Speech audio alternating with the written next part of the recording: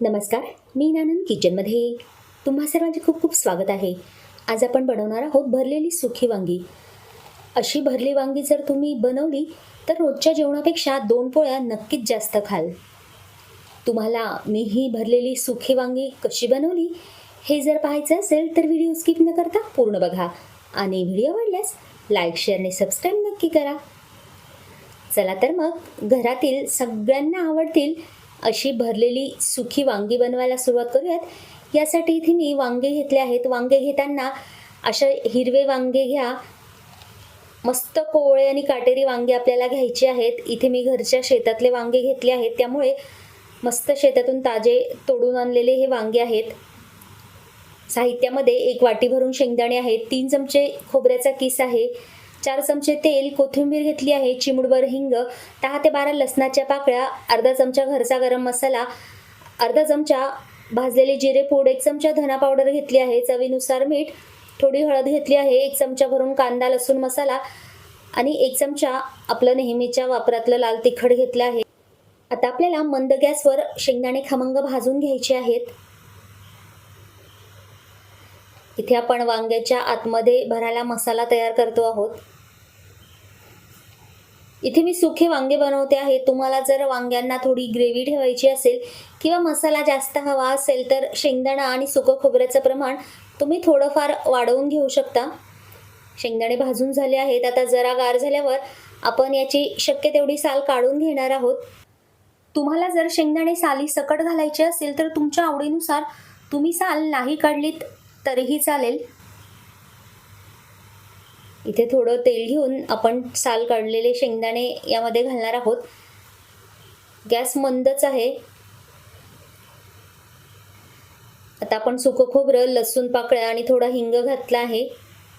सुकं खोबरं अगदी लवकर भाजलं जातं, त्यामुळे आपण सुरुवातीला शेंगदाणे भाजून घेतले आहेत. तुम्हाला जर शेंगदाण्याची साल काढायची नसेल तर तुम्ही शेंगदाणे भाजल्यावर लगेच सुकं खोबरं घातलं तरीही चालेल.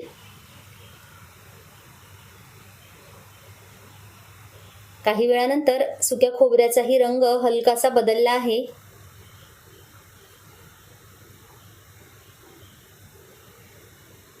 इकडे आपलं खोबरं भाजून झालं आहे. आता आपल्याला गॅस बंद करायचा आहे. लक्षात असू द्या, गॅस बंद करूनच आपल्याला इतर मसाले जरा वेळाने घालायचे आहेत. सुरुवातीला पॅन खूप जास्त गरम आहे, त्यामुळे लाल तिखट, हळद जळू शकते. त्यामुळे आपण काही वेळानंतर हे मसाले घातले आहेत. त्यामध्ये धना पावडर, जिरे पावडर, हळद, तिखट, गरम मसाला सर्वच आपल्याला घालून घ्यायचं आहे. इथे आपण कांदा वापरत नाही, त्यामुळे कांदा लसूण मसाला घातला आहे आणि घरचा गरम मसालाही घातला आहे. जेवढं आपल्याला वांग्यांना मीठ हवं आहे तेवढं आत्ताच घालून घ्यायचं आहे. पॅन किंचित कोमट झाल्यावर आपल्याला हे सर्व मसाले घालायचे आहेत, जेणेकरून ते जळायला नकोत. हलकासा आपला पॅन गरम आहे, त्यामुळे सर्व अगदी व्यवस्थित भाजले जातील. आता पाणी न घालता आपल्याला हे मिक्सरला फिरवून घ्यायचं आहे. मसाल्याची तयारी झाल्यानंतर वांगे चिरायला घ्यायचे आहेत. काटेरी वांगे असल्यामुळे जास्तीचे काटे काढून घ्यायचे आहेत आणि देठही लांब असल्यामुळे देठही मी अर्धी काढून घेतली आहे. असे चिरून घ्यायचे आहेत. मस्त कोवळी वांगी आहेत. सर्वच वांगे चिरून घेतले आहेत. आतमधलं सारण अशा प्रकारे आपल्याला किंचित जाडसर ठेवायचं आहे, म्हणजे वांगे खायला चविष्ट लागतात. वांग्याचं टेक्स्चर मस्त येतं. भरपूर अशी कोथिंबीर घालायची आहे आणि एक वेळा हे सर्व एकजीव करायचं आहे. इथे हा मसाला जरा कोरडा वाटतो आहे, त्यामुळे यामध्ये आपण थोडं तेल घालणार आहोत, म्हणजे मसाला वांग्यांमध्ये अगदी व्यवस्थित भरता येईल, तो बाहेर निघणार नाही. व्यवस्थित आता आपण हे एकजीव करून घेणार आहोत. आता हा वांग्यांचा मसाला अगदी व्यवस्थित तयार झालेला आहे. खूप जास्त कोरडाही दिसत नाही. त्यासाठी आपल्याला कोथिंबीर थोडी जास्त घालायची आहे. सर्व वांग्यांमध्ये आता आपल्याला हा मसाला मस्त दाबून भरून घ्यायचा आहे. आपण ही वांगी वाफेवर शिजवणार आहोत, त्यामुळे शक्य तेवढी आपल्याला वांगी कोवळी बघून घ्यायची आहेत. यामध्ये आपण पाण्याचा कमीत कमी वापर करणार आहोत. कोवळी वांगी वाफेवर अगदी लवकर शिजतात आणि त्यामध्ये बियाही कमी असतात, त्यामुळे चवीला खूप छान लागतात. असा दाबून आपल्याला मसाला भरून घ्यायचा आहे, जेणेकरून तो बाहेर निघायला नको. थोडं तेल घातलेलं असल्यामुळे अगदी व्यवस्थित तो वांग्यांमध्ये आपल्याला भरता येतो आहे.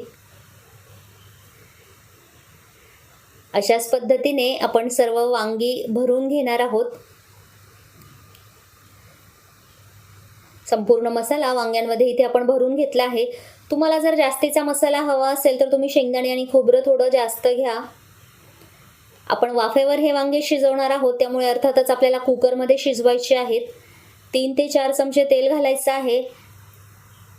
उरलेलं सर्वच फोडणीचं साहित्य आपण वांग्यांमध्ये घातलं आहे. जिरे वगैरे, हिंग, त्यामुळे आपल्याला तेलावर ही भरलेली वांगी अशी लावून घ्यायची आहे. असा पसरट कुकर घ्यायचा आहे, म्हणजे सगळे वांगी व्यवस्थित त्यामध्ये बसतील.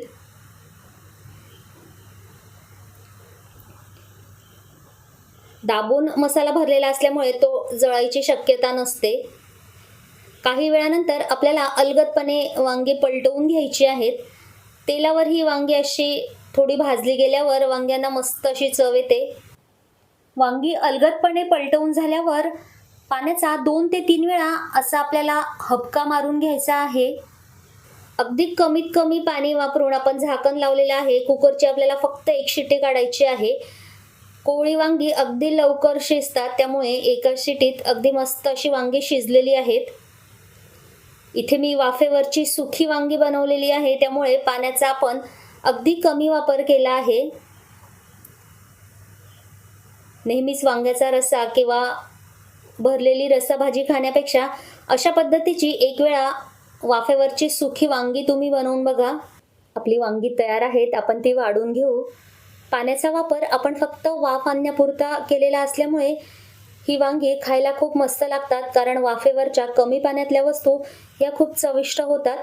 वांगी आपण वाढून घेतली आहेत. उरलेली ग्रेव्ही आपल्याला वरून घालायची आहे आणि पुन्हा एकदा सजावटीसाठी कोथिंबीर घालायची आहे. ही वाफेवरची भरलेली सुकी वांगी कुठल्याही प्रकारच्या भाकरीबरोबर, पोळीबरोबर खायला खूप मस्त लागतात. डाळ भातासोबत तर अप्रतिम लागतात, किंवा वाफाळता पांढरा भात असेल त्यासोबतही ही वांगी खाल्ली जातात.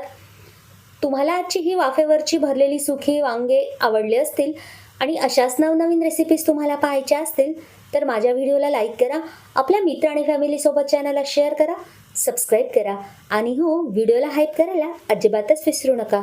धन्यवाद.